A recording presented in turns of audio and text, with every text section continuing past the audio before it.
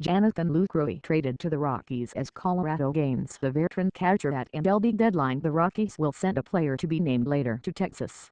According to a Major League source, the Rockies on Sunday dug up some roundabout reinforcement for their exceedingly young pitching staff, acquiring 31-year-old catcher Jonathan Lucroy in a trade with Texas.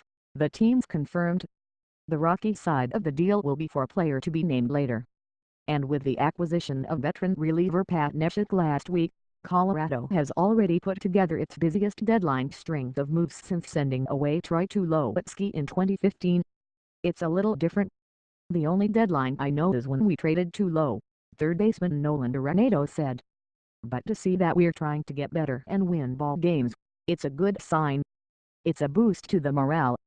Lucroy, a two-time All-Star, joins his third team in 2 seasons after twice being involved in trade deadline deals. The Milwaukee Brewers sent him to Texas last summer in a multi-player trade that involved 2 top 50 prospects. Now in his 8th season, Lucroy is a career .280 hitter with 94 home runs, including 24 homers in 2016. He is hitting only .242 this year with 4 homers and a .635 ops on base plus slugging percentage. That would rank him last among Rockies regulars. Lucroy, though, is valued for his defense.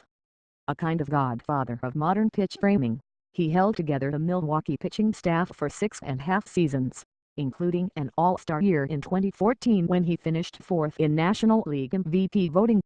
He once was the best in baseball in gaining called strikes but has dipped in recent seasons, now below both Rockies catcher Tony Walters and former Colorado catcher Nick Hundley. We should feel about this one, Colorado manager Bud Black said.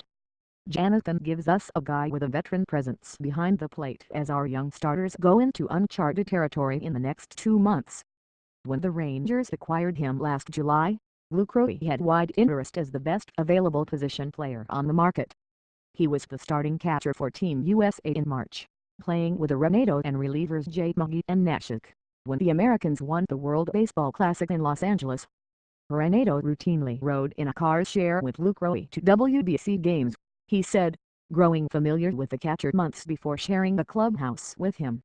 I'm a huge fan of him. He's a great dude, Arenado said. It seems like the front office understands that we're for real and we're in this. And we're trying to make moves to get better.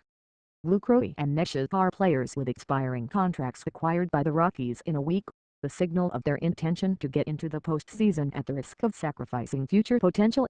I love everything we're doing, the guys we brought in, Rockies right-hander John Gray said. Former Rockies general manager Ken O'Dowd, now an analyst for the MLB Network, once said that young pitching and young catching is a recipe for disaster. The Rockies seemed to recognize that early this season, after 26-year-old catcher Tom Murphy suffered a broken forearm. They were set to use 2 rookie catchers this season, including Walters. Instead, they replaced Murphy on the big league roster with veteran journeyman Ryan Hanigan. But Hanigan, 36, isn't a full-time catcher.